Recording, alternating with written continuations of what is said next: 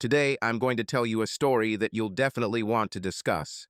Because, as they say, something like this doesn't happen every day, so don't just watch, participate. The comments are open, let's reason together.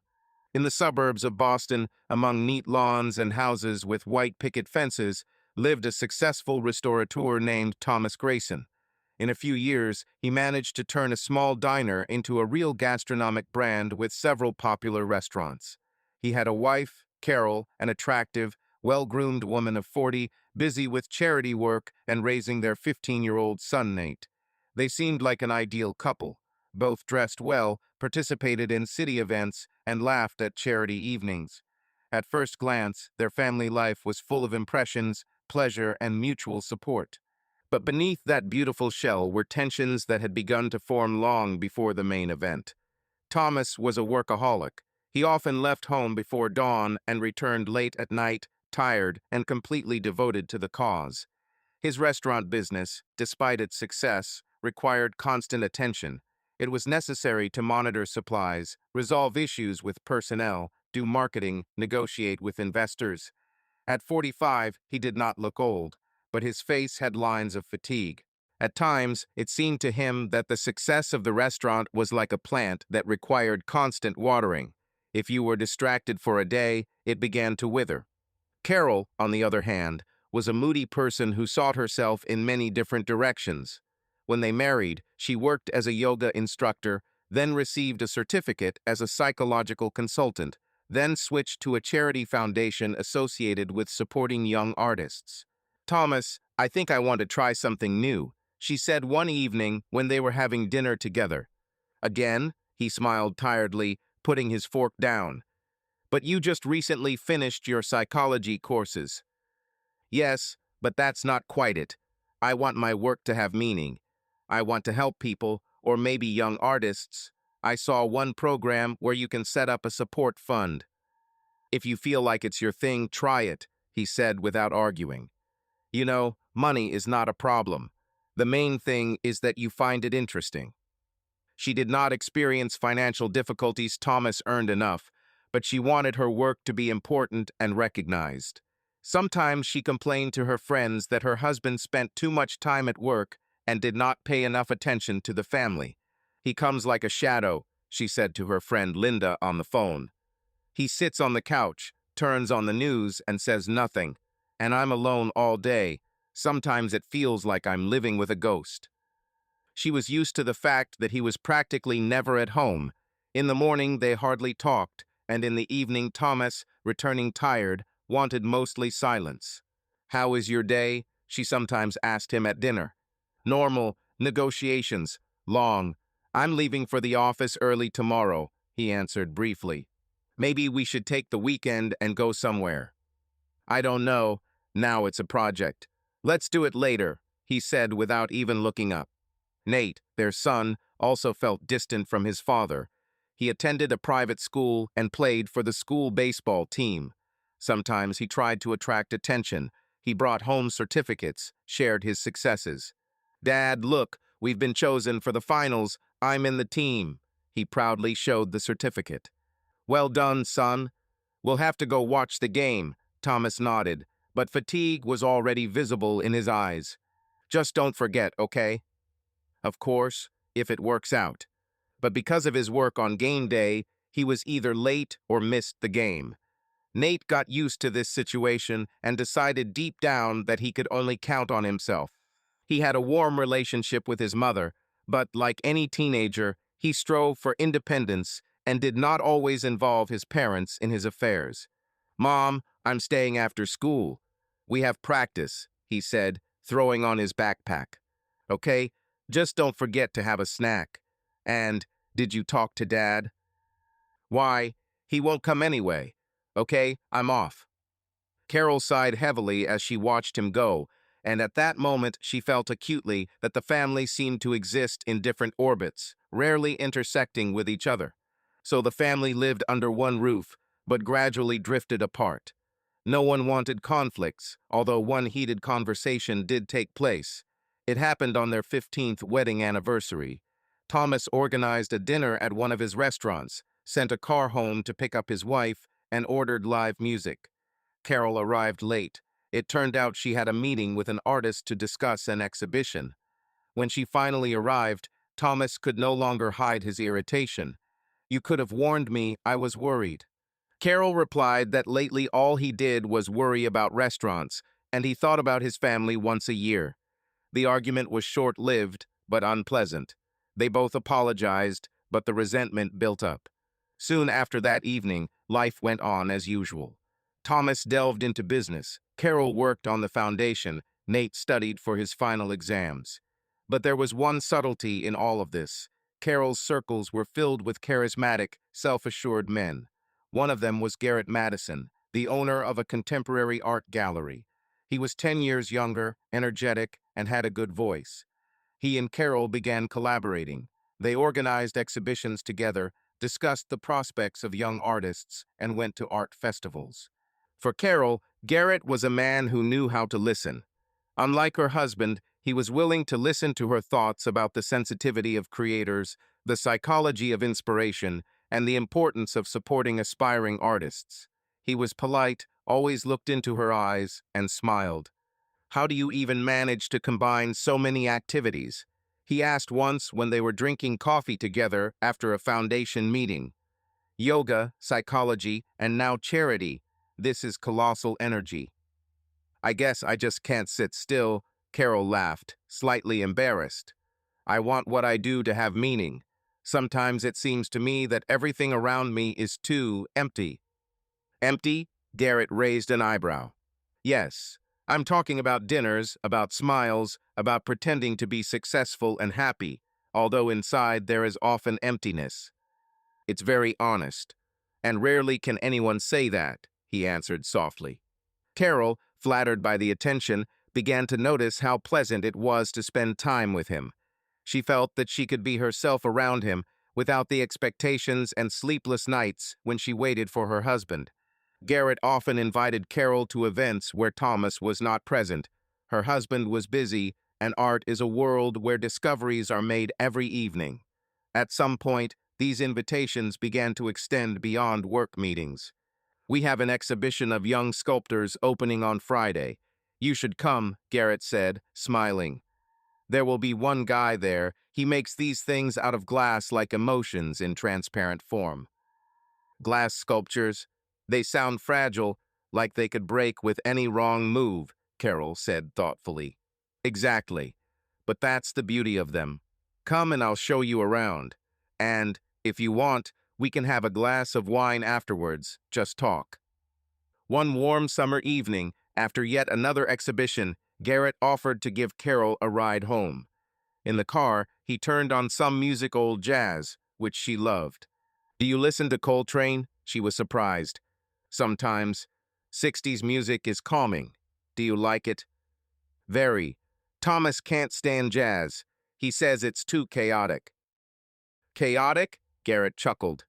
"But in my opinion, there is life in it, breathing. It is alive, like feelings, like you."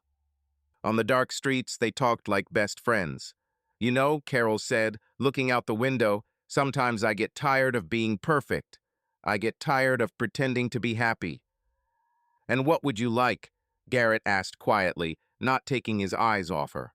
There was a moment of silence, only the music flowing softly from the speakers.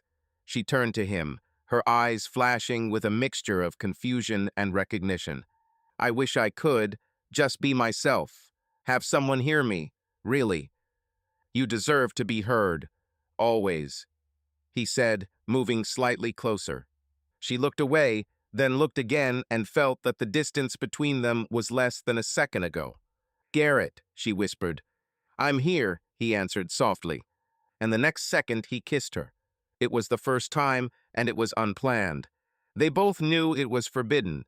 She felt like she was betraying her husband. He felt like he was interfering in someone else's life. But the impulse was stronger. They felt the thrill of novelty and the desire to be free of obligation, if only for a moment. It seemed like a one-time mistake that could be forgotten later, like a wrong brushstroke in a painting. But a couple of days later they met again, this time in Garrett's apartment, under the pretext of discussing finances for the exhibition. Garrett had rented a spacious studio in an old house with large windows and light curtains. In the evening, the sun flooded the room with gold, and there was a bottle of wine on the table. The conversation about finances quickly moved to more personal topics, about dreams, fears, about how difficult it is to be understood. At some point, their gazes met so that the silence became louder than any words. He took a step towards her. She did not move away. From that day on, their romance developed rapidly. Sometimes they met in small art cafes, where they sat in secluded corners, talking quietly, as if they were afraid the world would hear their secret. Sometimes they met in Garrett's studio, where the sounds of the city dissolved outside the windows and the walls kept their secret. She felt a rush of adrenaline when she came up with excuses for her husband. "Thomas, I'll be late today," she said on the phone, pretending to look at the documents. "We have a foundation meeting. It looks like we'll have to discuss new grants until late tonight." Again, he answered in a tired voice. "Okay, don't overdo it. I'll be home late today anyway." "Don't worry, I can handle it," she smiled, knowing that in half an hour she would be driving to Garrett's. In her messages, she wrote about meetings with art historians, about negotiations with artists, although her thoughts were far from foundations and exhibitions. Every time she left Garrett's apartment, she looked at her reflection in the elevator mirror for a long time, as if trying to understand, who is she now, a wife or a lover, an honest woman or a deceiver? Thomas, meanwhile, suspected nothing. The company was doing well, and he finally had time to take on new projects. He decided to surprise his family by buying a plot of land on the lake and building a weekend house. He thought that this house would be a new point where they could renew their closeness. "Nate, do you think you'd like living near a lake, a boat, fishing, campfires?" he asked one evening at dinner. "Yes, probably." "Why?" The son shrugged, chewing a piece of bread. "Oh, well, I'm thinking of coming up with something for us." Thomas smiled, looking at Carol. She smiled back, but somehow tensely, and looked down at her plate again. "I have good news, I'll tell you later," Thomas added. "Amazing," Carol answered without asking a single question. Thomas didn't notice this coldness. He was sure that he just wanted to prepare a surprise. Meanwhile, Nate, finishing the school year, began to look more closely at his parents. He noticed oddities in his mother's behavior. She often sat with her phone, smiling thoughtfully to herself. Sometimes, when he entered the kitchen, she quickly turned the screen over or locked the phone. "Mom, who are you texting all the time?" he asked once. "With friends and with colleagues from the foundation. We have an event coming up soon," she answered too quickly and smiled tensely. Father, as usual, was immersed in business. "Dad, can we talk?" Nate approached him one day. "Son, 5 minutes. I have a call with my partners," Thomas said, already pressing the headset. "Is it something urgent?" "No, later," Nate sighed and left. Everything changed when Nate accidentally saw his mother's phone screen one day. She was standing by the window, and the phone on the kitchen table blinked with a notification. Curiosity got the better of him. He read the message. "I can't forget our last night." Nate frowned. He thought it was for his father at first, but the sender line had a name he didn't recognize, Garrett. His heart sank. "Mom?" he asked when she returned. "Yes." "Who is this Garrett?" He nodded at the phone. Carol froze for a second. "Colleague. We are working on an exhibition together," she said calmly, but a note of irritation trembled in her voice. "And in general, it's not good to look at other people's messages." "By chance." Nate began, but fell silent.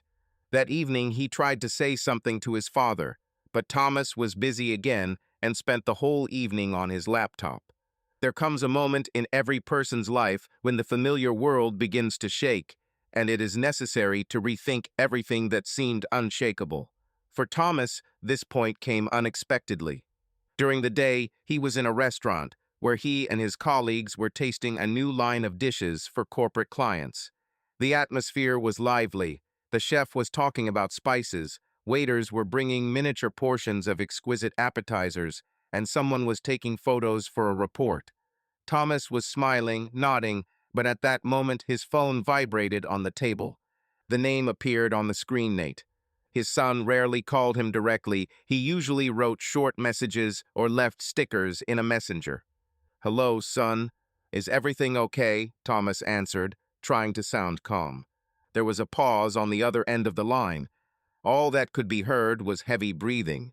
Then a quiet, slightly trembling voice sounded. "Dad, I don't know what to do. I think Mom is cheating on you." The words hit him like cold water. Thomas felt something in his chest tighten painfully.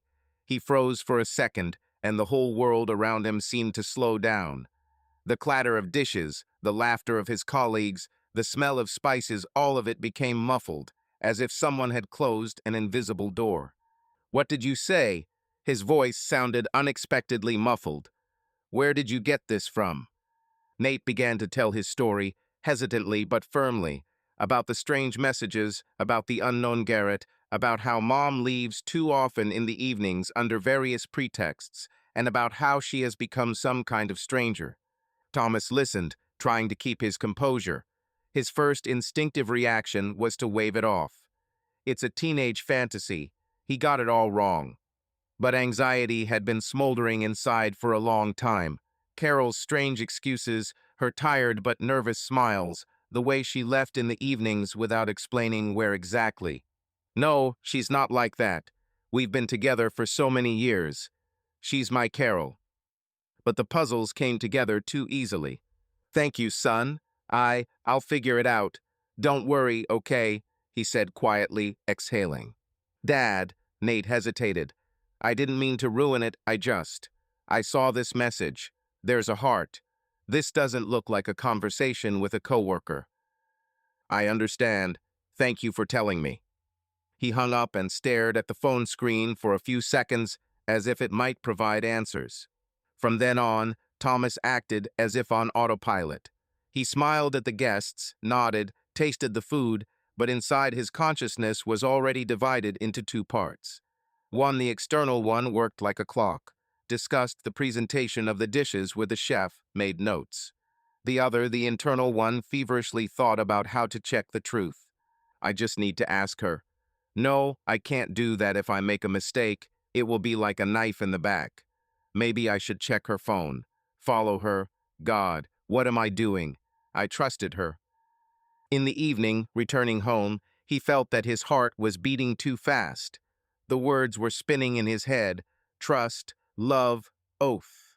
When he entered the house, Carol was in the kitchen. She smiled, too calmly, too correctly. "You're late. How did it go?" "Fine," he answered, trying to hear her voice as if he had never heard it before. He wanted to say everything right now. "Who is Garrett? What's going on between you two?" But instead, he just asked, "How is your day? Is everything okay?" "Yes, as usual. We have a lot of work at the foundation. By the way, tomorrow is the meeting with the new curator. I think I'll be late," she said, casually pouring herself some tea. This everydayness suddenly seemed more terrible to him than any confession. Maybe Nate got it all wrong. Maybe I'm just imagining things. But what if? The thought of betrayal settled in Thomas's head like a cold nail, and it was impossible to push it out. He saw before him not his wife, but a woman whose eyes hid a secret. "Tell us where you are, from a big city or a cozy village. It's very interesting to see how such different places unite us." That same evening, when Thomas came home, he found Carol about to leave. "I have a meeting with an artist. We need to discuss the timing," she said. He looked into her eyes and could not understand what he was feeling. Before, he had not seen any hidden emotions in her gaze, but now there were too many. "Can I give you a ride?" he offered. She said that it was not necessary. Garrett said he would stop by. Thomas felt sick. He asked calmly, "Who is Garrett?" She answered a little irritably, "The gallery owner. We discussed this." It was true she had mentioned him. But now every word sounded like a slip of the tongue.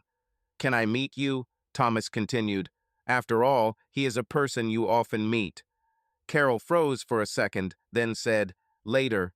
"Okay, I have to go, I'm late," and left, leaving her husband on the threshold. Thomas stood in the hallway, feeling his world sway.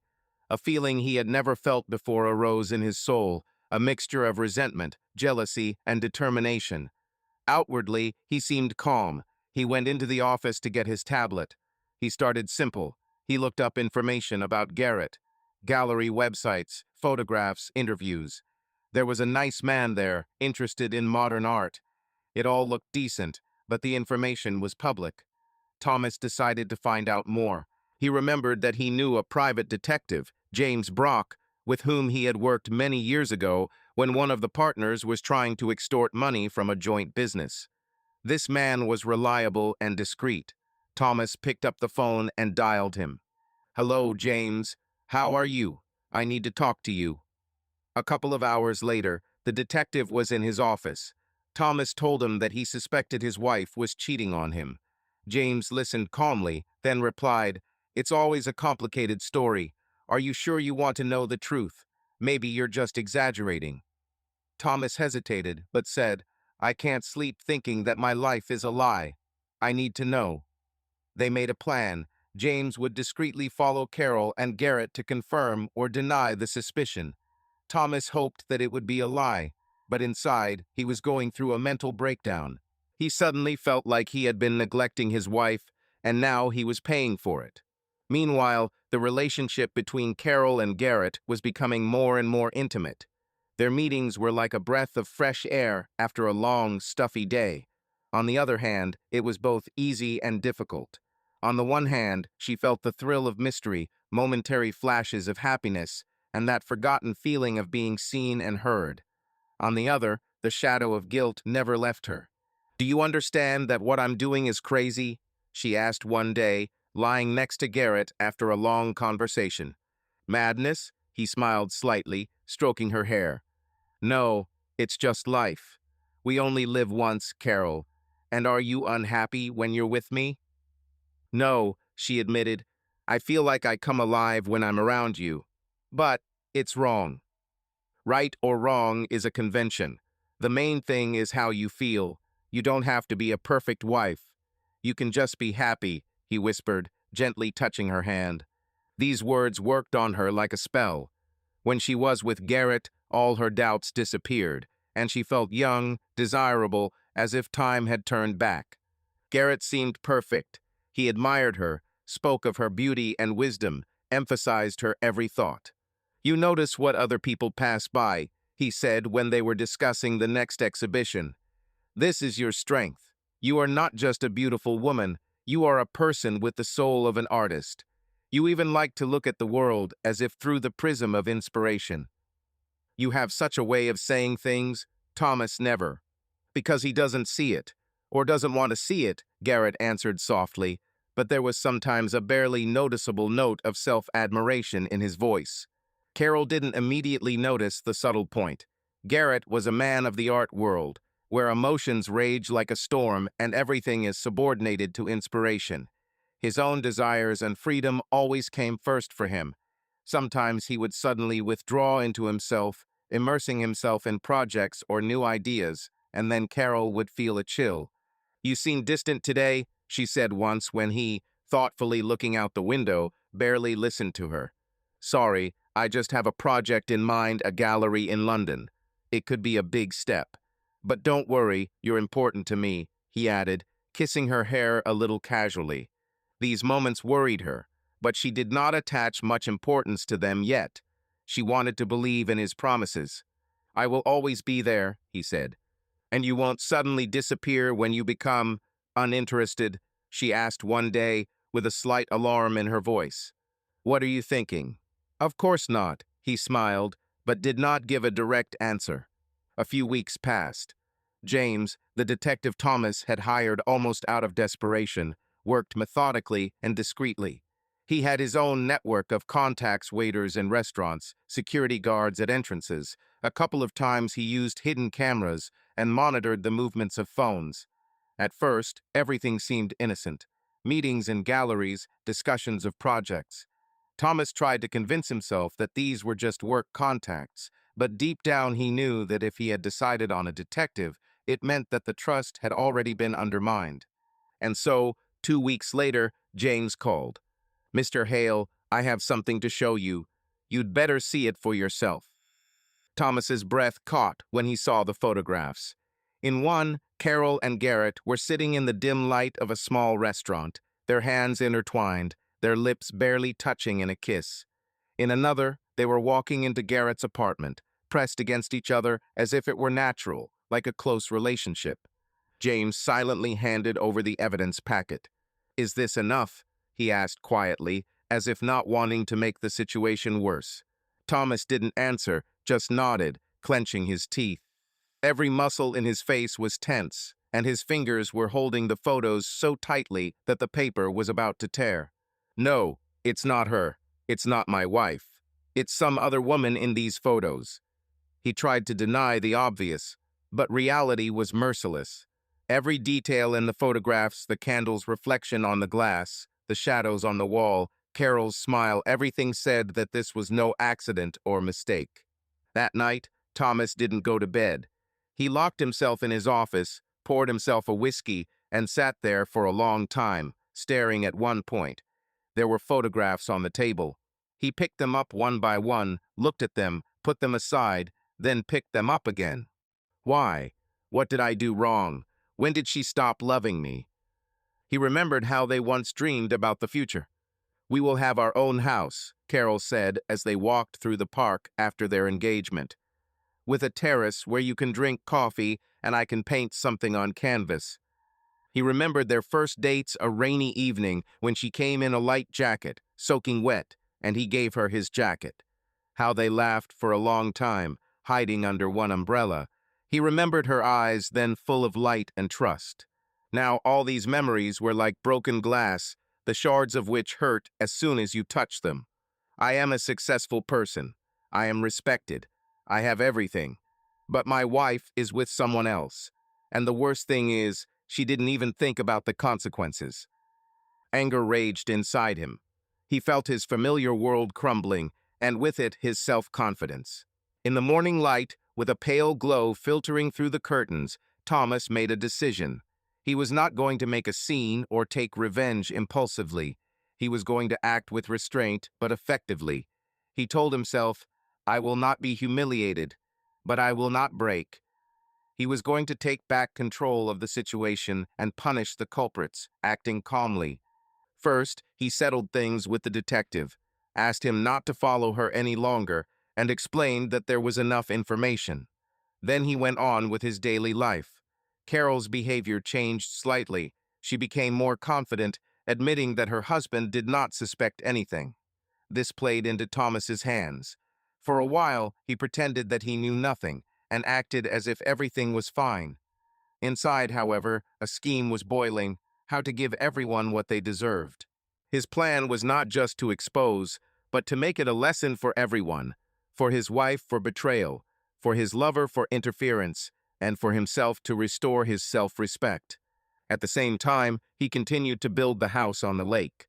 This turned out to be symbolic. The house that was supposed to be a place of reconciliation had in fact become an arena for decision-making. He sorted through legal documents, discussed interior details with architects. He imagined his wife standing by the fireplace, drinking coffee on the veranda. But now these images became part of another plan. The house was no longer a place where the family would gather, but part of a strategy. A few days later, Thomas decided to take action. He didn't want to make a scene at home and didn't want Nate to overhear anything, so he invited Carol to dinner, choosing a friend's restaurant, a quiet, half-empty place with soft lighting and muted music. "Let's spend the evening together. I want to discuss something important," he said on the phone. "Certainly," she answered, surprised and even with a little joy. Maybe he finally noticed that we've grown apart.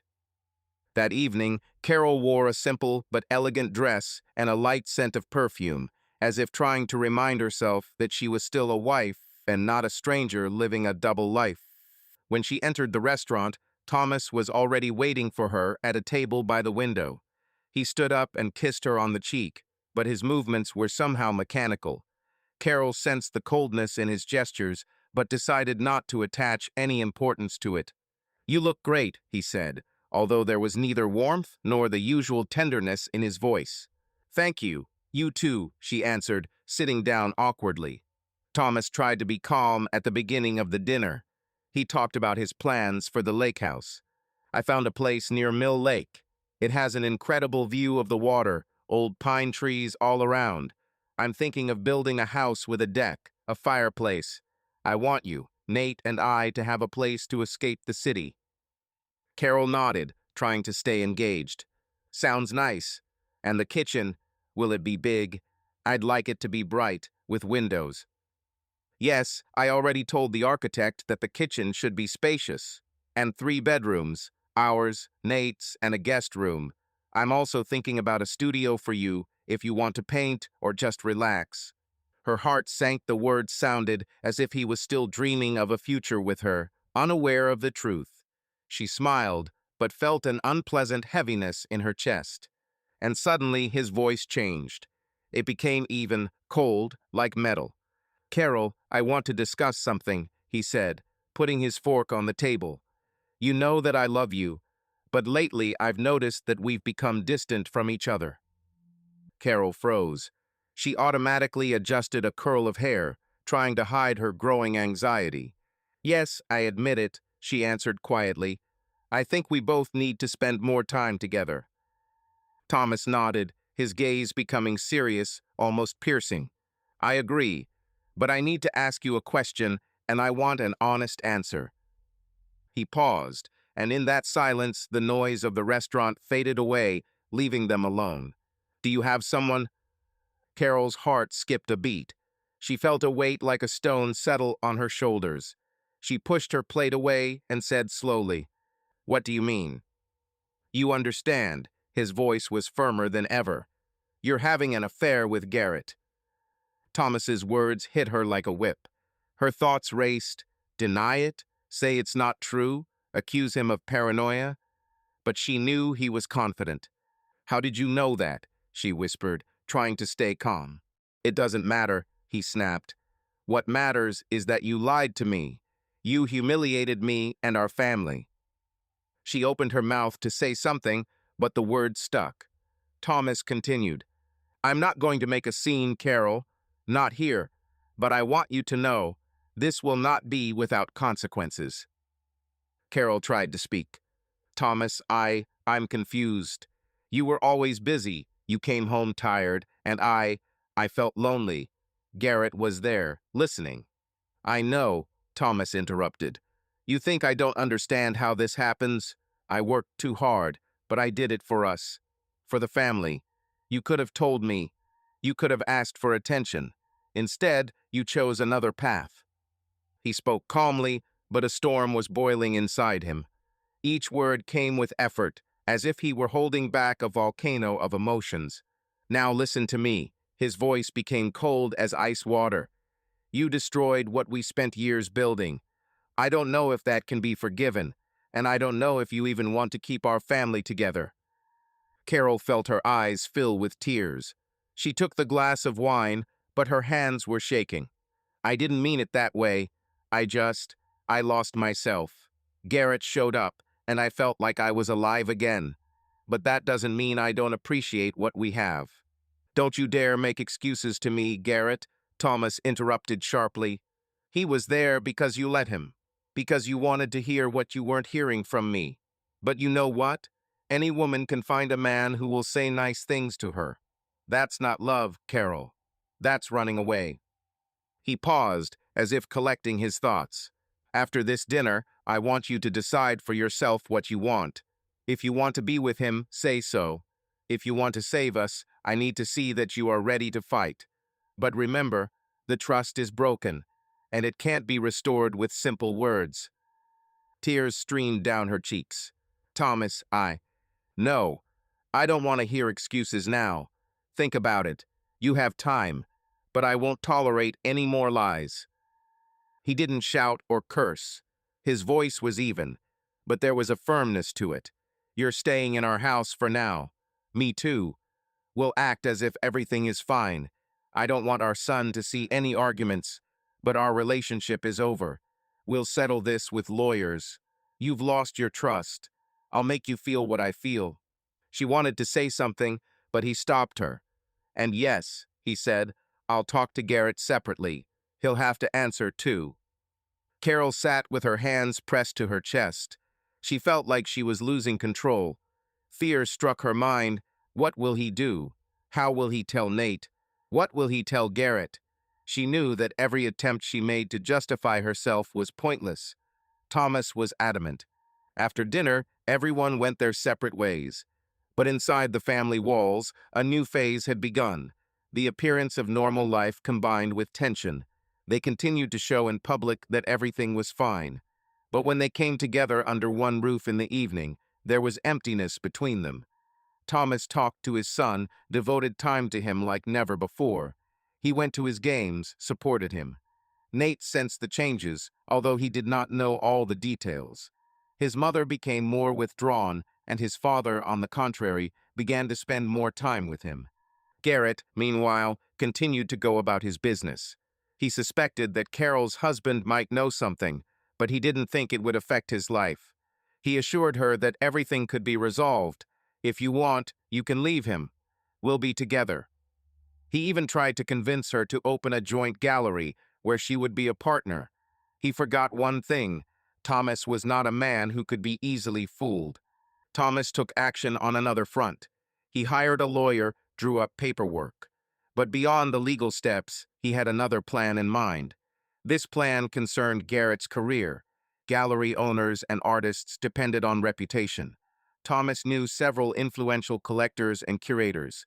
He arranged a meeting to tell them about some of the unfair practices Garrett had engaged in. These practices were true.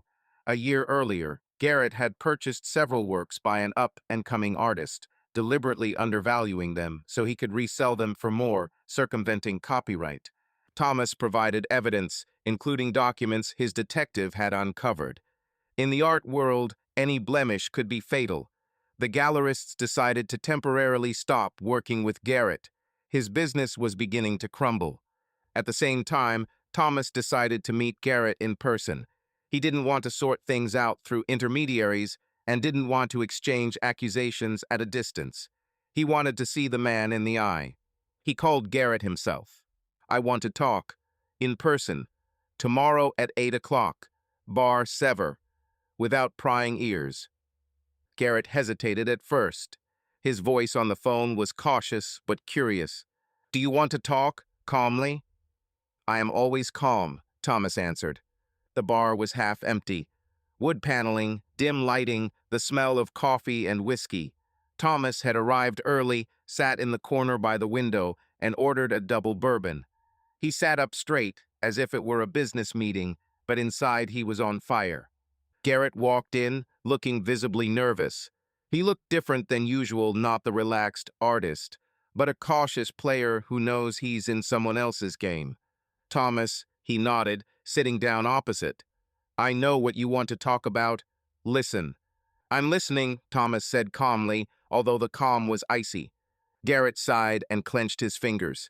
Look, Thomas, I understand that you can be mean, but Carol and I are adults. She's unhappy with you. You have to let her go. Thomas looked at him intently, then slowly, almost theatrically, smiled a short, cold smile. Let go, he repeated. You probably think you came here as a knight in shining armor. But you're wrong. You just broke up someone else's family. Do you think I'm going to pack up and leave you the winner? You don't know what real destruction is. Garrett pressed his lips together. I didn't mean to ruin the family. We found each other. You're too busy with your work, you don't see her. But you saw it, right? Thomas interrupted. I've seen your pictures. I've seen you holding her hand like she's your property. You think that's love? It's just lust, another one of your muse. And then you'll move on to the next one. I know people like you. Garrett frowned. Are you trying to scare me? It won't work. Carol chose herself. Have you chosen? Thomas leaned forward, his voice becoming muffled. She chose to betray the man who gave her everything, and I'm going to show you what happens when you touch what's not yours. Thomas took a thin folder out of his briefcase. Do you know what this is? He put the folder on the table. Documents, correspondence, photos, reports.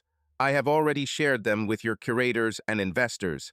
They see you differently, not as a noble collector, but as a person who is embroiled in a dirty story. Garrett turned pale. His hands trembled. You don't understand. This will hit Carol too. She takes part in exhibitions. Her name is. You think I don't understand this? Thomas answered coldly. She chose this path herself. But it's not her career that's ruined, Garrett. It's yours. You live on trust. And now it's ruined. You tried to ruin my family. Now feel what that means. Garrett swallowed, trying to find the words. You're playing dirty. Do you want to keep her by force? No, Thomas replied calmly, but with such force that Garrett did not dare interrupt. I am not holding back. I am warning you. You have destroyed what did not belong to you. Now you will be left with only fragments.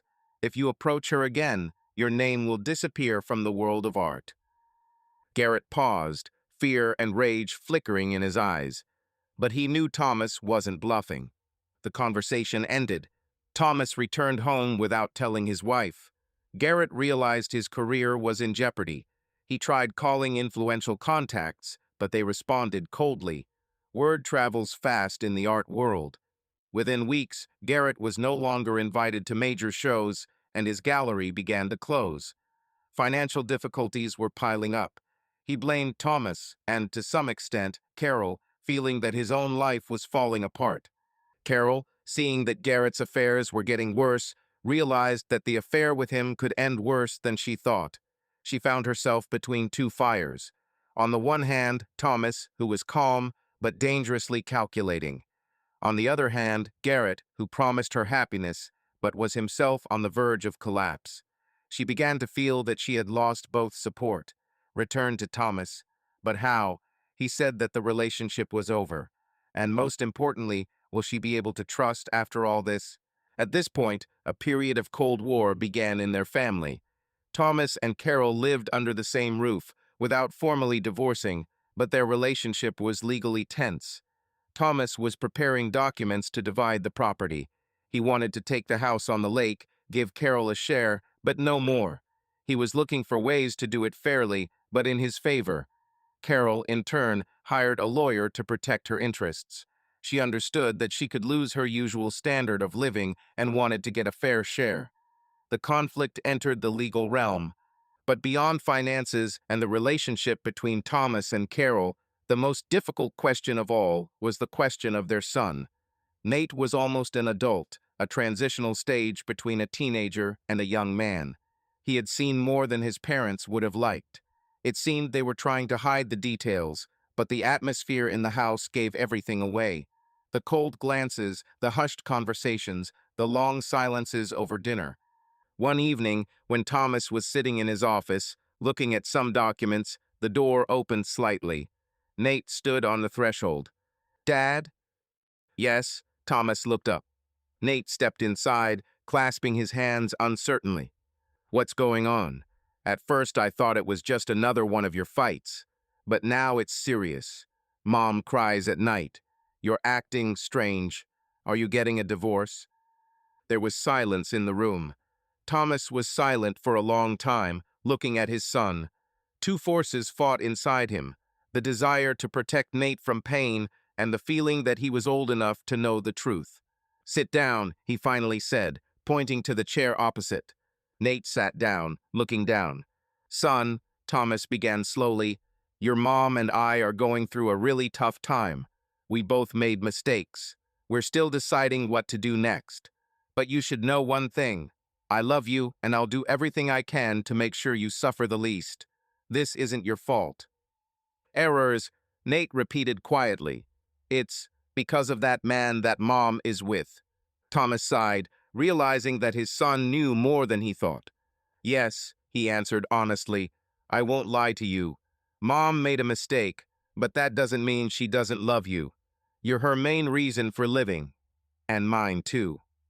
Nate was silent for a long time. He felt something cold settle in his chest. I don't know what to think now. Everything seems somehow alien, as if I'm looking at us from the outside. This is fine, Thomas said softly. You may be angry. You may be confused, but know this. These are our adult problems. You shouldn't bear them on your own. Nate nodded. He understood that his parents had a long, hard road ahead of them. He didn't blame his father, though his mother's betrayal had shaken him. From that day on, he decided to stay a little further away from the drama. He started hanging out with his friends more often, staying late at baseball practice, preparing for college, anything to get away from the heavy atmosphere at home. When Carol once tried to talk to him, he responded more coldly than usual. "Mom, I don't want to talk about this. I love you, but it's hard for me. Just be honest."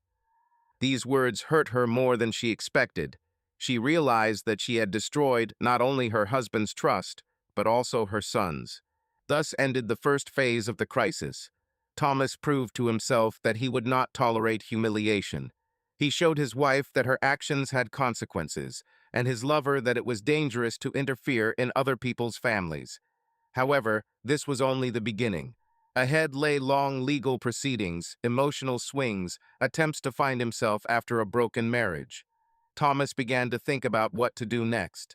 Stay in this city or leave, keep the business or sell it, take care of his son or let him go his own way.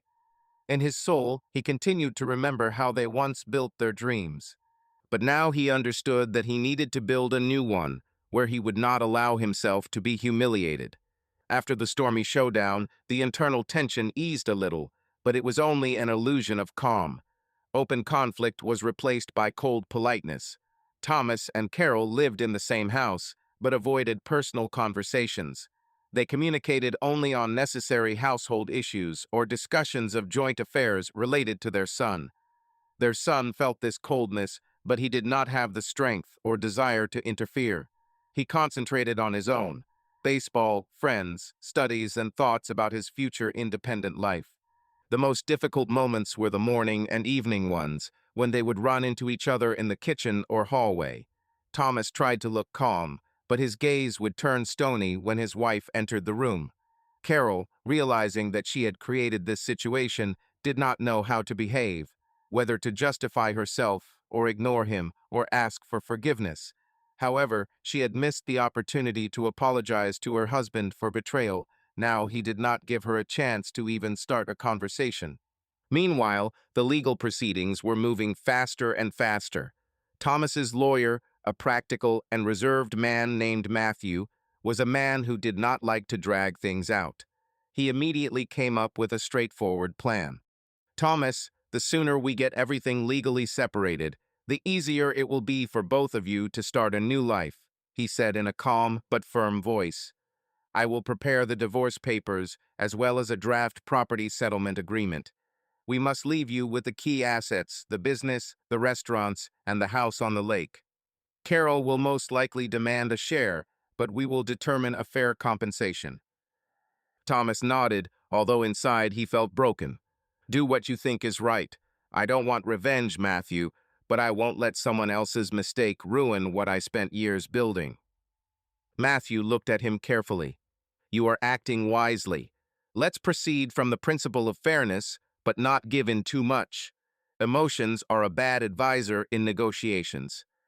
Carol's lawyer, Amand, was her advocate, a self-assured woman in her 40s with a cool gaze and the ability to take a punch.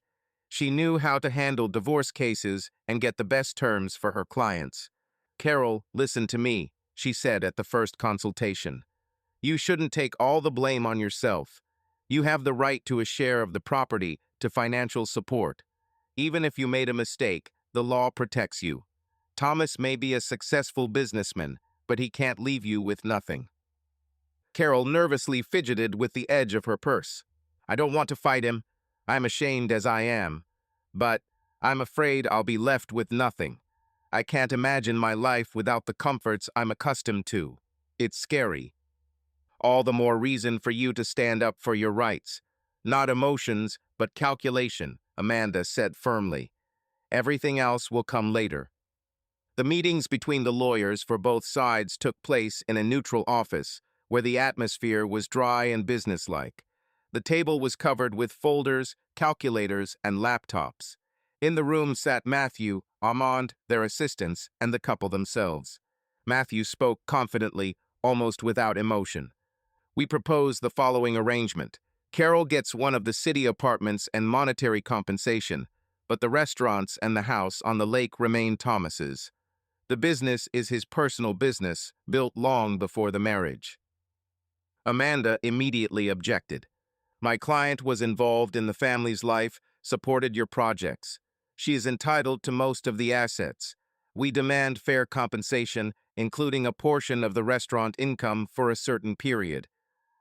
Carol sat quietly, occasionally casting quick glances at Thomas. He barely looked at her, only dryly answering her questions. Thomas, she said one day between rounds of discussions, maybe we shouldn't take this to court.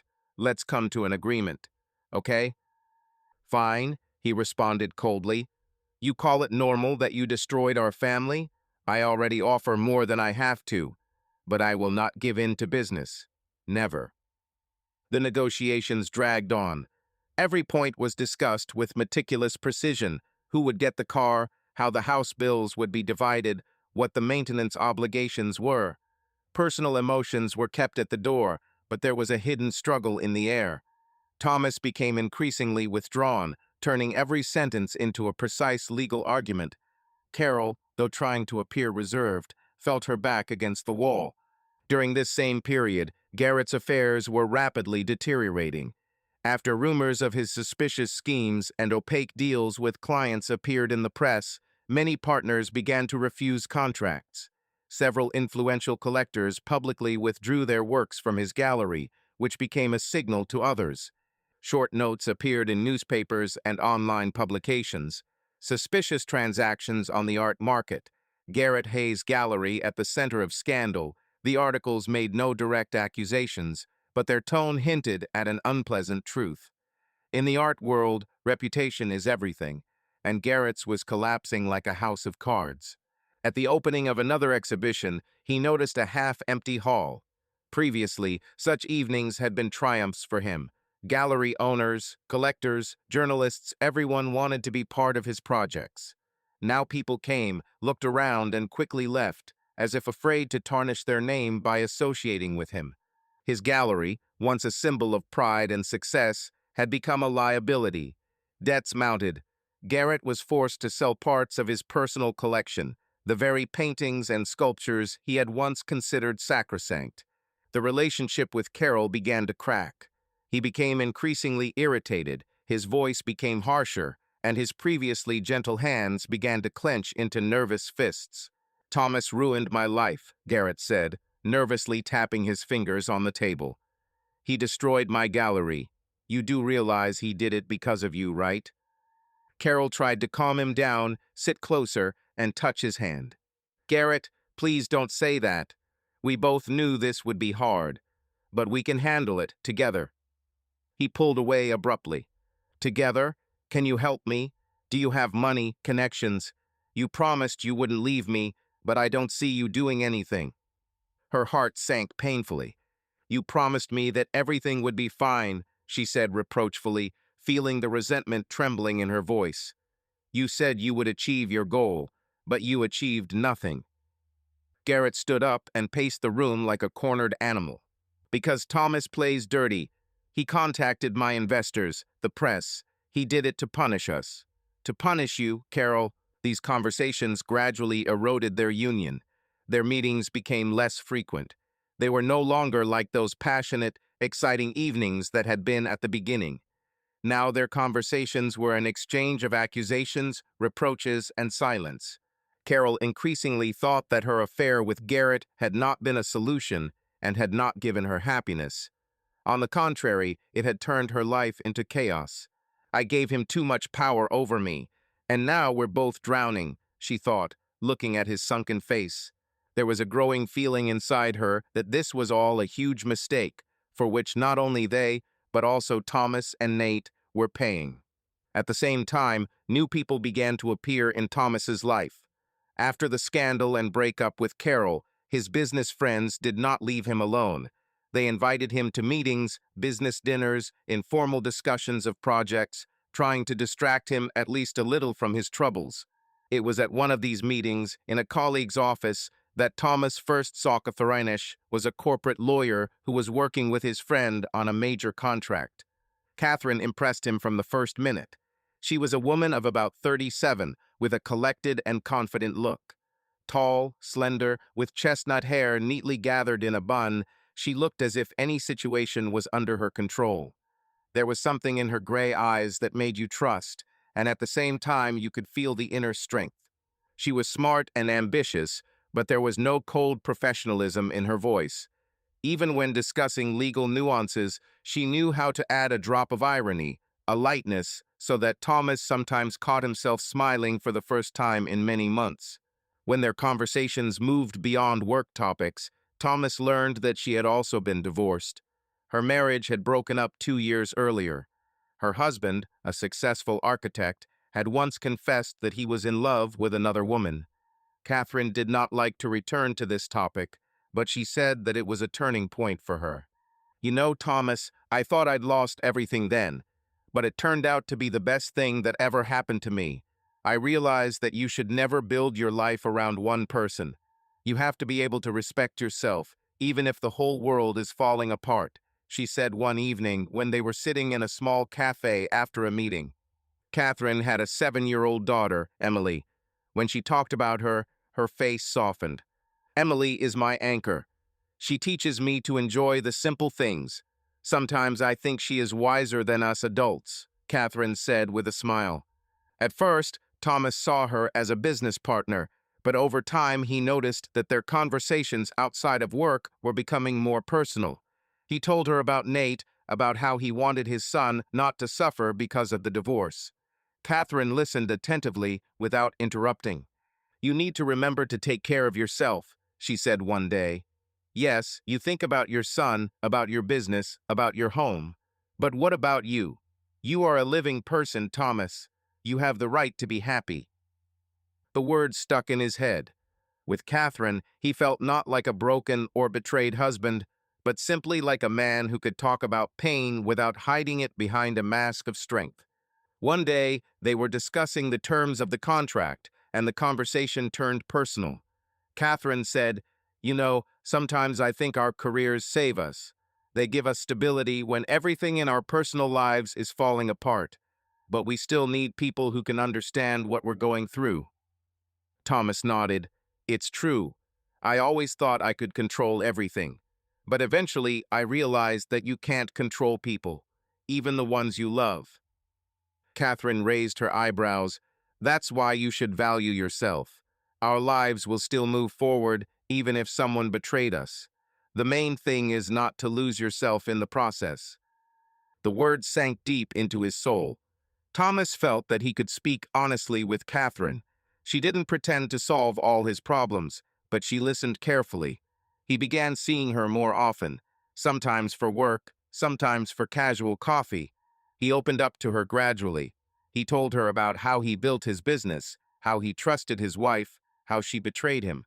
She shared her experiences. An understanding arose between them, based not on passion, but on respect and shared values. Thomas began to think that maybe, after all he had been through, he might still have a chance at a new life.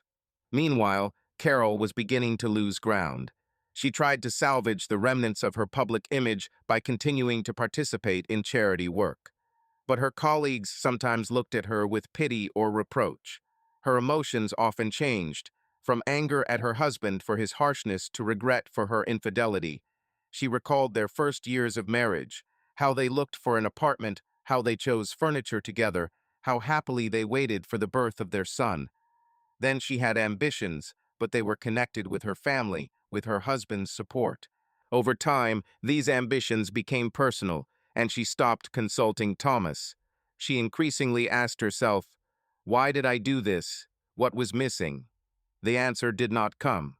One winter evening, Carol was returning home and saw the light on in the kitchen. It was later than usual. She opened the door and found Thomas cooking. He rarely cooked, that was her responsibility, but today he was chopping vegetables with an unusual degree of concentration. Onions, carrots, celery. A broth was simmering quietly on the stove. "What is this?" she asked in surprise. "Stew," he answered calmly, without looking up. "Are you with your son?" she asked. "No, he's at a friend's. I just decided to cook dinner myself. I liked doing it before. Remember when we first got married, we often cooked together?" he asked, looking at her briefly. Then we laughed, argued about who cut onions better. Carol nodded. She noticed that there was no malice in his voice. He looked tired, but calmer. Thomas continued, "If you want, you can join us. It's just food.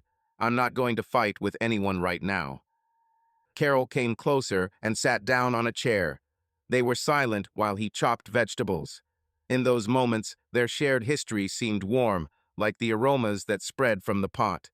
Carol suddenly wanted to admit how hard it was for her, but pride or fear prevented her. Thomas suppressed the impulse. He was glad of his choice, to learn to cook again. It was a symbol of his personal independence, of returning to himself. He could not change the past, but he could create new traditions, even if not with his wife. After dinner, he cleared the table and washed the dishes. Carol was about to say, "Thank you," but instead she nodded. He did not press her for an answer. The situation was strange. Two people who had lived together for 15 years were suddenly strangers, but still bound by their common habits.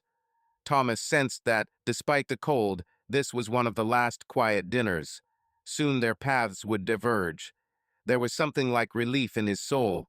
He was letting go of the old, even if his heart was clenched. Meanwhile, the legal process was drawing to a close. The negotiations had lasted longer than Thomas had expected, with the lawyers arguing over every detail. But a compromise was eventually reached. Carol would receive one of the Boston apartments, a certain amount of money, and a share of the restaurant's profits, but only for a few years. The lake house and the main restaurant chain would remain Thomas's. To him, that was fair. He was even willing to give more, but Matthew's lawyer convinced him it wasn't worth it. By the time the documents were signed, Thomas felt a strange, almost painful mix of emotions. On the one hand, he was completing an important stage, as if he were freeing himself from the weight that had been weighing on him for the past months. On the other, he understood that his story with Carol was finally over, like a book from which the last leaf has been torn out. The signing took place in Matthew's attorney's office. The room was austere, white walls with neatly arranged diplomas and certificates hanging on them, a heavy oak desk covered with neat stacks of papers. The smell of coffee and fresh paper mingled with the cool formality of the moment. Thomas sat across from Carol. They barely looked at each other, not because they hated each other, but because looking into each other's eyes was too painful a reminder of what had happened.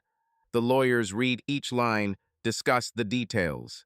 Matthew spoke evenly, professionally. "Here is a signature about the division of property. Here is about the rights to real estate. Here are the obligations for financial support." Thomas signed the documents without asking questions. His face was focused and calm, but inside he was shaking. At some point, he looked up at Carol. Her hand was visibly shaking as she wrote her signature. She paused for a moment, took a deep breath, as if she wanted to say something, but only looked at him. Moisture glinted in her eyes, which she immediately tried to hide by lowering her gaze. "This is the end, completely the end," Thomas thought, feeling how the invisible thread between them was finally breaking. After signing, they walked out of the building. It was cold and quiet outside. They stood there for a few seconds, each lost in their own thoughts. A neutral, uneasy feeling hung in the air. They had to say something, anything. Thomas was the first to break the silence. "I think that's right," he said calmly, looking away. "We were both unhappy, and to continue like that would be a lie for both of us." Carol turned to him, her eyes red, but her voice surprisingly even. "You're right, but it still hurts a lot." She paused, as if gathering her strength. "And I'm sorry about what I did. I know words won't change anything, but I want you to know that I never meant to hurt you. It got out of hand." Thomas nodded. "Time will tell. I hold no grudge." He looked up at the sky for a second, as if searching for answers there, and added, "I just don't want to live looking back." I hope you find your way too, Carol. Maybe someday we can talk calmly without pain. She wanted to say something, but the words were stuck. She only nodded quietly. Their farewell was without hugs, without theatrical gestures, just two people, once close, now strangers. It was the most honest conversation they had had in a long time. They both realized that their relationship was over. There were no big words, no hugs, no promises. There was just an acknowledgement that it was over. After the divorce, Thomas devoted himself to a new project. He decided to expand the restaurant chain and open a place in New York. It was risky, but he wanted to show himself that he could move forward. Catherine helped him legally and strategically.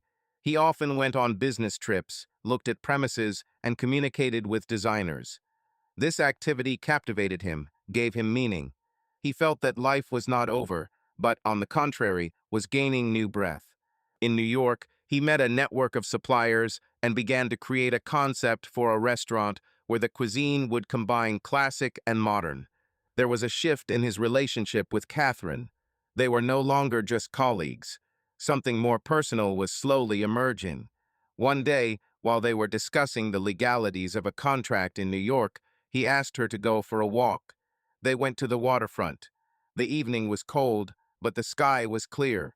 They talked about the restaurant business, about family life, about trust. Thomas said, "I was afraid to trust again for a long time. After everything fell apart, I thought I would never be able to. But now, talking to you, I realize that maybe this is not the end." Catherine smiled. "I was afraid too, but everything comes with time. We made mistakes, but now we can do differently." They paused, breathing in the cool air. Thomas took her hand. It was a simple gesture, one that would never have happened if the past had not changed him. He realized this was the beginning of something new, not a guarantee of happiness, but a chance. At the same time, Carol's life was difficult. She continued to work for the foundation, but the loss of her status as the wife of a famous restaurateur affected her influence. She had to find new sources of income to cover expenses. Garrett had completely disappeared. His business had closed down completely. He had left the city. Carol once received a message from him. "I'm sorry. I couldn't. Everything fell apart." She didn't answer. Their love story ended as quickly as it had begun. She was left alone with her thoughts. Sometimes she tried to start a new life, met people, and went to exhibitions.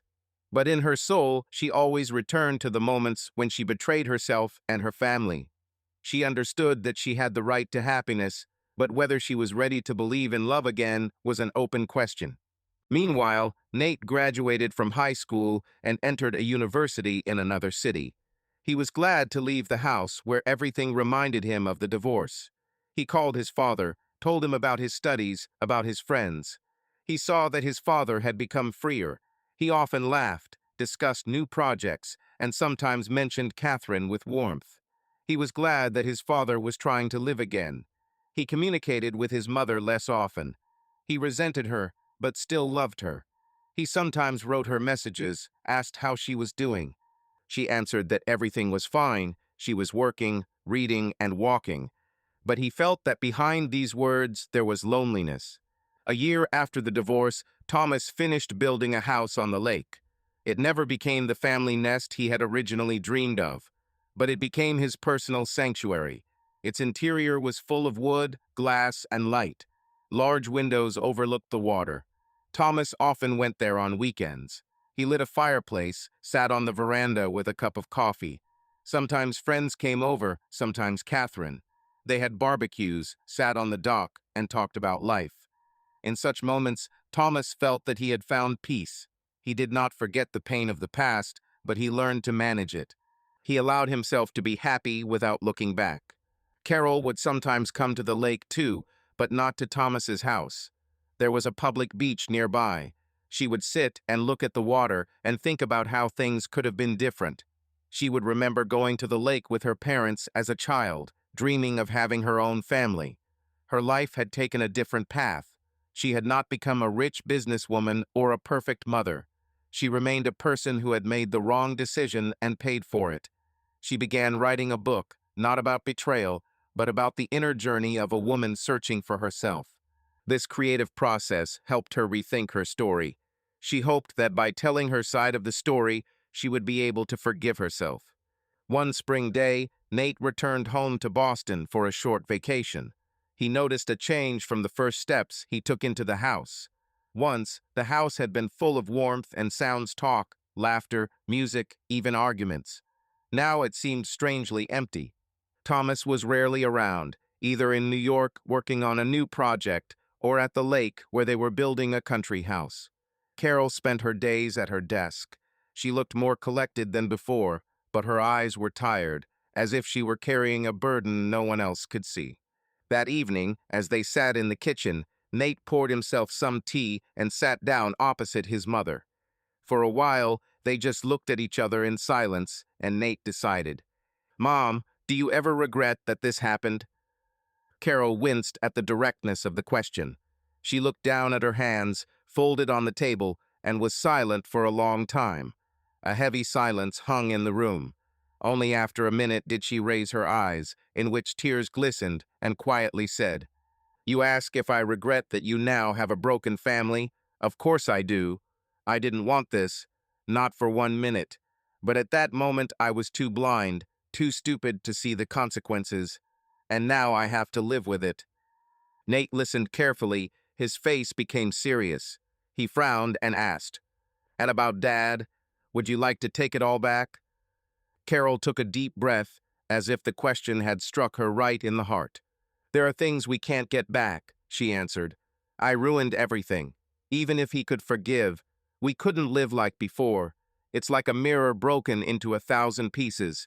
You can glue it back together, but the cracks will remain, and those cracks will hurt to look into every day." She paused for a second and then added, "I would like for everything to be good between you and Dad so that you don't feel this pain. But it's impossible to return to the past. That's why I try to just live and do at least something so that you see me as more than just a mother who made a mistake." Nate looked at her intently. "You know, I get angry sometimes. At you, at Dad, everyone. But I don't want to live like this. I want us to be a family, even if everything is not the same anymore." Carol nodded, holding back tears. "We're still family, Nate, just different. But that doesn't mean I stop loving you, and your dad doesn't either." Nate looked away, as if he didn't want her to see his wet eyes. "I know, it just hurts." She touched his hand, and they sat in silence for a while. There was no tension in the silence, but a fragile attempt at understanding. This conversation was important for Nate. He realized that his mother was aware of her guilt and was working on herself. He saw that people can make mistakes, but they can also change. He felt relieved that everyone could finally speak honestly. Thomas had many plans ahead: a successful opening of a restaurant in New York, further development of the business. He did not forget about his family. He visited his son at the university, supported him, took part in his life. He had a new love, Catherine, and he was grateful for this second chance. He did not just continue his life, he improved it, made it deeper and more honest. He survived his wife's betrayal, but did not allow her to destroy him. He came out of this story with new values: the ability to forgive, respect himself, and seek happiness in the present. The story wasn't over yet. Life went on, people grew, changed. There were new trials and joys ahead. But one lesson remained for everyone: betrayal has consequences, as does honesty. Thomas gave everyone what they deserved: his wife freedom and responsibility for her choices, Garrett the destruction of his career for interfering in someone else's family, himself the opportunity to start over without clinging to old grievances. And in this, he found peace. When one story ends, life usually doesn't end there, it just changes direction. Thomas, having completed a difficult divorce and found peace, plunged into the implementation of a new project in New York. He believed that the new restaurant would be the embodiment of all his ideas, a place where classic American cuisine meets modern accents, where atmosphere and quality are valued. He wanted to prove to himself and the world that his talent was in demand outside of Boston. The process of preparing for the opening was complicated.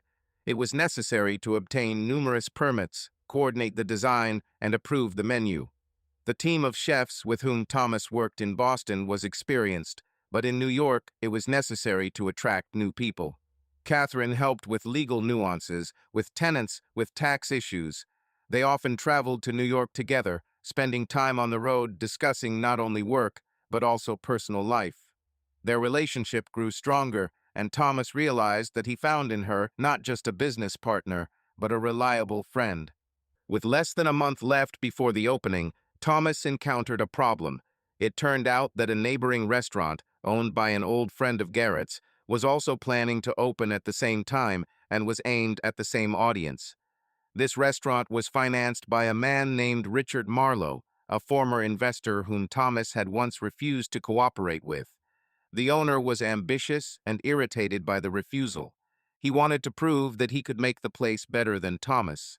To do this, he used aggressive marketing methods. He placed ads, invited popular chefs, and held promotions to attract the press. Thomas understood that competition was the norm. However, strange things soon appeared. Suddenly, the suppliers he had agreed with began to refuse to cooperate. One supplier said he had problems with his license, then another suddenly quoted twice the price for the products. One evening, the power went out in the new restaurant during a test cook. Given that the electrical system was new, there shouldn't have been any problems. Thomas felt that something was fishy. He trusted his instincts. He had long felt that someone was showing an unhealthy interest in his project, trying to sabotage it. He called his friend, Detective James Brock, who had helped him expose his wife. James answered, "Thomas, are you in trouble again? What happened?" "The situation is strange," Thomas answered. "Suppliers are breaking contracts. The electricity is turning off itself. I think someone is trying to sabotage me. Can you guess who?" "I know one person who did not forgive the refusal," Thomas said. "Richard Marlowe." James thought, "Good. Give me a few days. I'll check the suppliers, talk to the electricians. If this is sabotage, we will find out." While the detective was busy investigating, Thomas decided to act on the marketing front. He organized a closed dinner for journalists, critics, and potential investors. He cooked himself, together with a new chef. Their team created a unique menu, a combination of dishes from different regions of the United States, with an emphasis on seasonality. The dinner was a success. Critics admired the taste, presentation, and atmosphere. Local influential bloggers began writing that this was a new gastronomic hit. Thomas understood that if he could win over the audience with quality, no secret games of competitors would survive. A few days later, James returned with information. "Thomas, your suspicions were justified. One of your suppliers received a call from a man who claimed to be your representative and canceled the order. This man works at Richard's restaurant. The electrician who installed the systems was also paid to create artificial problems. It all leads back to Marlowe." "I thought so," Thomas said. "What are you going to do?" "It's sneaky," James continued. "You could go to the police, take legal action. But there's another option. Talk to him face to face. Sometimes people who think they have everything under control lose confidence when they're caught red-handed." Thomas decided that they should talk first. He didn't want to start a lawsuit right away. He called Richard and asked to meet. Richard agreed, thinking that the conversation would concern business terms. They met in a bar downtown. Thomas immediately said, "I know that you are trying to sabotage my restaurant. I respect fair competition, but underhanded methods are unworthy." Richard pretended to be surprised. "What are you talking about? Are you accusing me?" Thomas looked straight at him. "I am not accusing. I know. I have evidence. Do you want to beat me? Let's do it fairly. Let the better man win. But if you try to influence my supplies or personnel again, I will go to court and the press." Richard changed when he heard this. Anger flashed in his eyes, but then he frowned. "Are you sure you have proof?" "You've already lost," Thomas said. "It's your choice. Stop playing dirty and do your own thing, or continue and get into trouble with the law and your reputation." Richard forced a smile. "Okay, you've always been stubborn. I admit that I may have overdone it. But know one thing, I'll still beat you. Time will tell, Thomas replied. The conversation was harsh, but it produced results. Richard realized that his methods had been exposed and decided to abandon the sabotage in order to avoid being investigated. The opening of the restaurant was a success. The evening was memorable. Candlelight, live piano music, golden cutlery, and aromatic dishes. Journalists wrote enthusiastic reviews. Visitors returned to feel the atmosphere again. Thomas enjoyed the moment. He had been through a lot, and now he stood in front of the hall where everything had worked out. Catherine was there, supporting. Friends and partners congratulated me. There was a feeling of a new beginning. While Thomas was building a new career and trying to find peace after his divorce, Nate was living his own lessons in adulthood.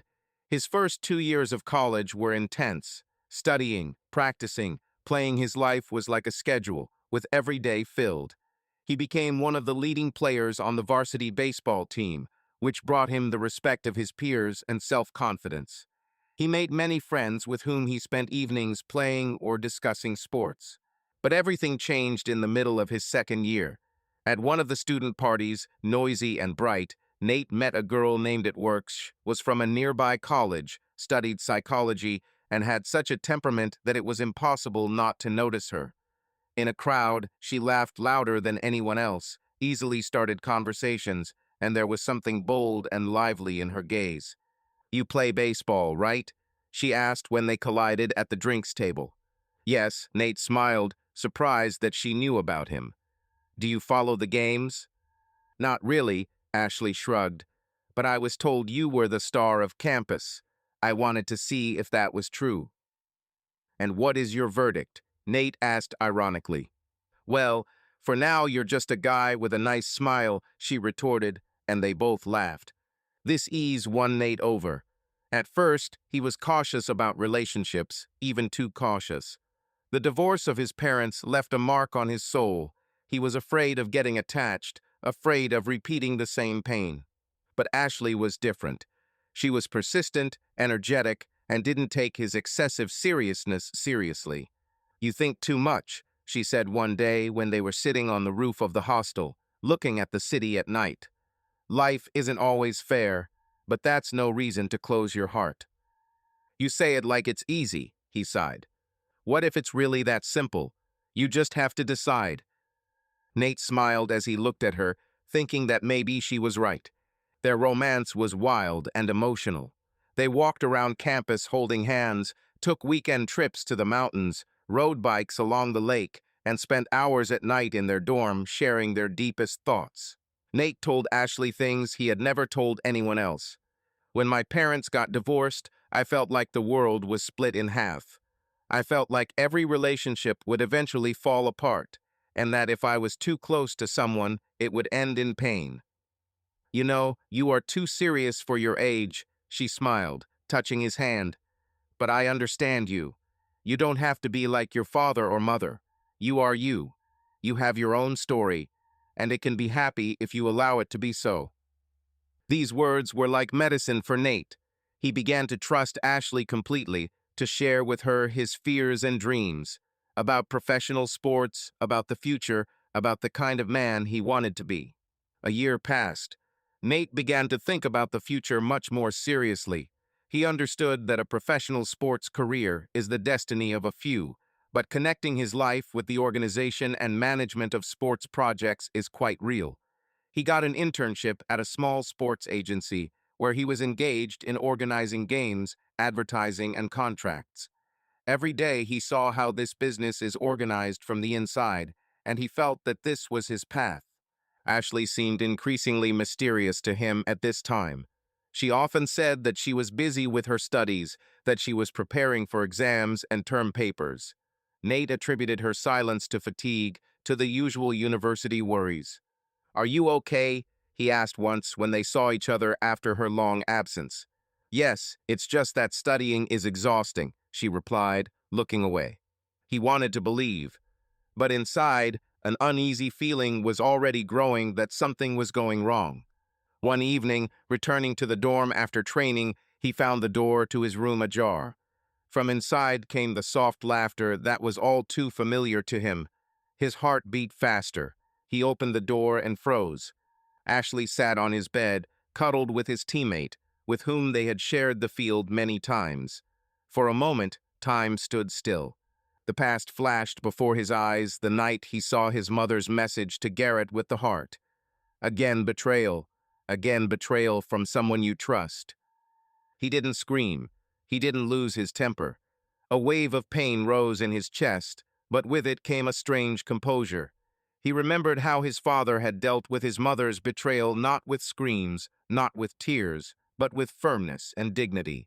"I won't make a scene," Nate said calmly, looking straight at Ashley. "I'm just leaving." The words were so cold and decisive that the room went silent. He began gathering his things: t-shirts, textbooks, baseball gloves. It all happened quickly and smoothly, as if he had rehearsed this moment many times. "Wait, it's not what you think," Ashley screamed, jumping up. "No need," he interrupted. "Everything is clear to me." Without turning around, he walked out of the room. Everything inside him was burning pain, disappointment, the feeling that life had shown him the same cruel side again.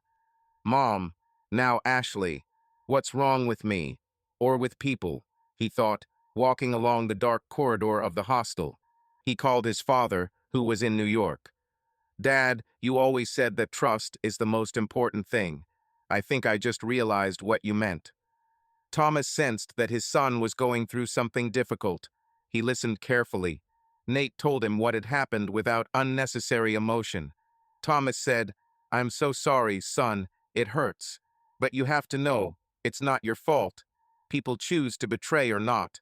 The main thing is not to lose faith in yourself." Nate nodded, although his father could not see him. "I got through it, and you will," Thomas added. It was the first time they shared their experiences of betrayal as equals. The conversation strengthened their bond. Nate decided that he would not close himself off from people, but he would become more attentive. He broke up with Ashley, focused on school and sports. This episode became his lesson in trust and choice. During this time, Carol's life, despite its quiet exterior, continued to change. She finished her book, writing a memoir in the fiction genre. The Paths That Were Not, the story of a woman trying to understand her actions, to deal with feelings of guilt and a desire for freedom. It was not a pure description of her situation, but the motives and emotions were recognizable. After several rejections from publishers, she found an independent publisher who saw potential in her book. The book was published in a small print run, but received positive reviews for its sincerity and depth. The publication of the book gave Carol a chance to speak at literary evenings. For the first time, she felt like she was on stage, talking about her mistakes and conclusions. People in the audience listened to her, asked questions, and shared their stories. She realized that she was not alone in her experience, that many people had similar pains.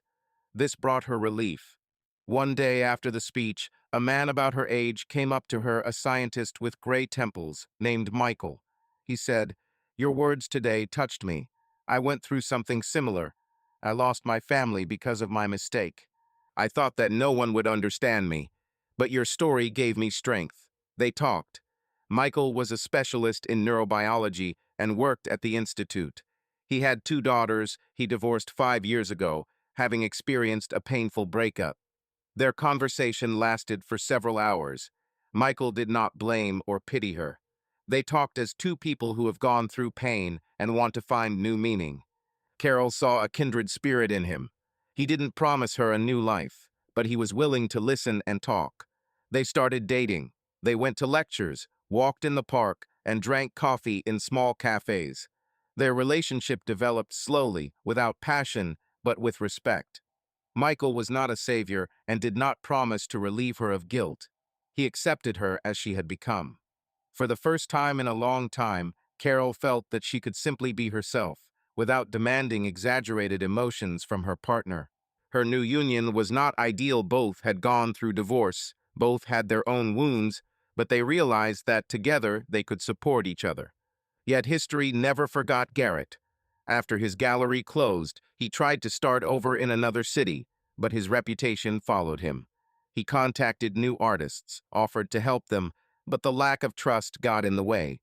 In a wave of despair, he thought about the past and remembered Thomas. In his mind, he had a picture of the enemy, the man who had ruined his life. The desire for revenge grew.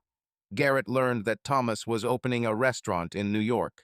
He thought, I couldn't do it then, but maybe I can now. He began to look for ways to hurt him. He tried to reach out to Richard Marlowe, Thomas's rival, by offering him his old connections in the art world to attract celebrities to the opening of Marlowe's restaurant. But Richard, sensing that Garrett had a string of scandals behind him, refused. So Garrett decided to hire hackers to sabotage Thomas's cash register system on opening day. He believed that if the restaurant encountered chaos on opening day, its reputation would be ruined. He found a couple of people in the dark corners of the internet and offered them money. The hackers agreed, but they wanted half the money up front. Garrett was practically broke, but he hoped that destroying Thomas's restaurant would satisfy his ego. He paid in advance and waited for the launch day. But the situation developed differently. One of the hackers was already on the FBI's radar. His activities were being monitored. When he received an order to hack the restaurant system, it aroused suspicion. A day later, agents came to him. When he was detained, he told the customer. The FBI notified the New York police, who notified local security services. Thomas, having heard about the threat, strengthened the security system in advance, changed passwords, and hired its specialists for round-the-clock monitoring. He understood that business in the modern world is vulnerable to cyber threats. The police quickly identified the person who ordered the attack. Garrett was arrested. He was charged with organizing a cyber attack and fraud. In court, the lawyer tried to prove that he was desperate and did not intend to harm people, but the judge was strict. Garrett received a suspended sentence and a large fine that he could not pay. This was the final blow. His ambitions, dreams, career, everything collapsed completely. Garrett wrote to Carol from prison, "Sorry for dragging you into this. I have lost a lot. I hope you will at least be happy." She did not answer. She understood that their relationship was a mistake that led to pain for everyone. But now she was free, and Garrett was just a shadow from the past. Another year and a half passed. Thomas managed to completely rebuild his life. His business was growing. 2 restaurants in Boston and New York brought in a stable income and became popular places where people signed up long in advance. Thomas no longer worked around the clock as before, but still put his soul into his business. He controlled the menu, selected chefs, and personally participated in negotiations with suppliers. During this time, his relationship with Catherine became rock solid. She was there when he was recovering from his divorce, when he doubted himself and his future. Their romance was not a tempestuous hurricane, as it once was with Carol, but it was warm, reliable, and mature. They learned to be partners in everything in business, in life, in solving problems. One evening, sitting on the terrace of their house in Boston, Thomas, who had been watching the sunset for a long time, decided, "Catherine, I've thought a lot about us. You know, I don't believe in big promises, but I do know that I want to spend everything that lies ahead with you. Will you marry me?" Catherine smiled in a way he had only seen a few times in his life, softly, with a slight tear of happiness in her eyes. "Yes, Thomas. Yes," she said, hugging him tightly. They didn't want a grand wedding that was meaningless. They were content with the knowledge that they were a team. Together, they decided to formalize their relationship simply, a small ceremony for their closest friends, and then dinner at one of Thomas's restaurants. Catherine was not only a loving woman, but also a strong ally in business. She helped Thomas build the legal intricacies of the business, negotiated with partners, and sometimes even acted as his representative at meetings. Thomas realized that with her, he became more organized and confident. In New York, they had a cozy apartment not far from the restaurant. It was their second nest, a place where they could escape the noise of the big city, turn on old jazz, pour a glass of wine, and just be together. One day, a few months after the engagement, Catherine, slightly nervous, said, "Thomas, I need to tell you something." "Did something happen?" He became wary. She smiled. "No, on the contrary. We will have a child." For a second, Thomas was speechless. It seemed to him that the earth shook, but not from fear, from happiness. "Child," he asked again, as if checking that he had not misheard. "Yes, I just came from the clinic." Everything was confirmed. Her eyes were shining. He walked up to her and hugged her, holding her close. A multitude of thoughts flashed through his mind about how he had once dreamed of a big family, about how it had never worked out with Carol. And now, after all the betrayal and pain, he was getting a chance at real happiness again. "Thank you for being in my life," he said quietly, kissing her hair. "With you, I feel like I can start over. And now we'll have a family. A real one." Carol, for her part, no longer felt hopeless. Her book had gained a little acclaim. Michael was there. They were slow to make big promises, but their relationship was slowly becoming deeper. She began practicing yoga again, as she had in her youth, teaching classes at a small center. She had found a balance between work, creativity, and her personal life. She was grateful for it. She knew she couldn't change the past, but she could build the present. One autumn day, the fates of these people crossed. Nate invited everyone to a match. His university team was playing a decisive tournament. The match was supposed to be symbolic. A young athlete would go out onto the field, and his parents, their new partners, would sit in the stands. Thomas came with Catherine. Carol came with Michael. They saw each other from afar at the stadium. It was their first joint appearance after the divorce. Thomas approached Carol, and they exchanged short greetings. "Hi, Thomas. Glad you came," she said. "Hi, Carol. Me too," he replied. They did not talk about the past. Their partners stood nearby, understanding the context. Everyone smiled, supporting Nate, united by a new meaning. On the field, Nate played brilliantly. He caught balls, hit pitches, and ran the bases. His team won. After the game, he walked up to his parents and hugged them. "Thank you for coming," he said, "both of you." Thomas smiled. "I'm proud of you, son." Carol added, "So am I." And she looked at Thomas. "Thank you that we could be here together." This moment was like a bridge between the past and the present. They all understood. People can make mistakes, but they can also overcome them. Thomas found love and success without losing himself. Carol found peace and new meaning. Nate grew up and learned to build his own life. Catherine and Michael became part of this new picture. Even the shadows of the past, like Garrett or the pain of betrayal, dissolved, leaving only the lessons. Life continued to go on as usual. Thomas expanded his network, but now he did it without obsession, devoting time to his family, friends, and himself. He went to the lake and on hikes, read books, and did charity work. He began funding programs to support young chefs, remembering his first steps and showing young people that success can be achieved honestly. Catherine continued to practice law, occasionally working as a consultant for a restaurant chain and occasionally working on social responsibility cases. She also taught at the university. They traveled together, visited farmers' markets, and participated in family events. Their relationship was mature. They understood that no one is perfect, but each can work on themselves to be better for themselves and for their partner. Carol continued to write. Her second book was about finding a place in the world after loss. She shared stories of heroines who faced new chances and mistakes. Michael supported her, and they traveled to seminars where she spoke. She sometimes read letters from readers who thanked her for her honesty. It gave her strength, confidence that her experience had not been in vain. Nate graduated from college and began working at a sports agency. He grew into a confident young man who valued trust and honesty. His affair with Ashley was a lesson. He realized that there will be losses in life, but it is important not to lose yourself. He kept in touch with both parents, came to his father for the open kitchen of a new restaurant, and shared successes. He discussed her books with his mother and was glad that she found her business. In relationships, he was careful, but open. A few years later, he met a girl with whom he was able to build a healthy relationship without fear of repeating the past. Garrett, after leaving prison, tried to start over. He realized that his destructive decisions had led to his downfall, and now he was left with nothing. He worked in a small gallery as an assistant, without the right to make decisions. He forgave himself slowly, trying to stop blaming others.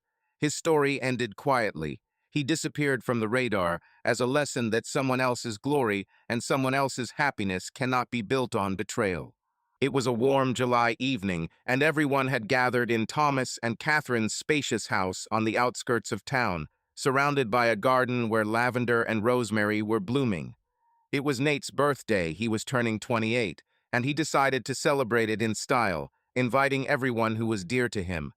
The long wooden table on the veranda was covered with a white tablecloth, set with dishes from Thomas's restaurant. Aromatic salads with goat cheese, baked fish with herbs, fresh bread, and desserts that he had prepared himself. Garlands with warm lights hung over the table, creating an atmosphere of coziness and celebration. Thomas stood at the grill, flipping steaks, exchanging glances with Catherine as she poured wine for the guests. Their young daughter, Emma, ran around the garden, trying to catch fireflies, her laughter filling the evening air. Carol and Michael sat nearby, discussing Nate's latest work progress. Nate's girlfriend, Laura, helped Catherine set the table, and the two women began to chat lightly about travel and books. "You know, Dad," Nate said, walking up to Thomas with a glass in his hand, "I never thought we'd all end up like this together. It's weird, but it's right." Thomas smiled as he looked at his son, his eyes full of pride. "Life has a way of surprising us, Nate. Sometimes it takes us down different paths, but if we learn from our mistakes, it gives us a chance to meet again." Carol, hearing their conversation, came closer. She looked calm, but there was a shadow of the past in her eyes. "I'm glad you're happy, Thomas," she said quietly. "And you, Nate. I haven't always been someone you could be proud of, but I'm grateful for this moment." Catherine, noticing the slight awkwardness, joined them, placing her hand on Thomas's shoulder. "We're all here because we chose to move forward," she said with a smile. "That's family, right? Not perfect, but real." Everyone was silent for a moment, and then Nate raised his glass. "For us, for being here, for the lessons, for the love, for new beginnings." The guests joined in the toast, and the evening continued, filled with laughter, conversation, and warmth. In that moment, it seemed as if the world had truly put everything in its place. Each of them, having gone through their own trials, had found something valuable. Thomas, balance and love; Carol, a voice and meaning; Catherine, family and calling; Nate, confidence and a future. Their story, which began with pain and betrayal, ended not in revenge, but in reconciliation with themselves, with each other, and with the world. The world seemed to have put everything in its place. The story of the wife's betrayal and the husband's worthy response ended where each character got what they deserved. Thomas rose up without destroying himself with anger. Carol fell and rose up. Garrett suffered the consequences. Nate found his way. Catherine and Michael became a support. Each of them understood that it is not only what happens to us that matters, but also how we react. Falls can become points of growth, and pain can become a source of strength. Subscribe to our channel so that your love doesn't cheat on you, and go ahead and listen to the next story, because this story is nothing compared to the next one. If you're under 18, don't even think click to the next one.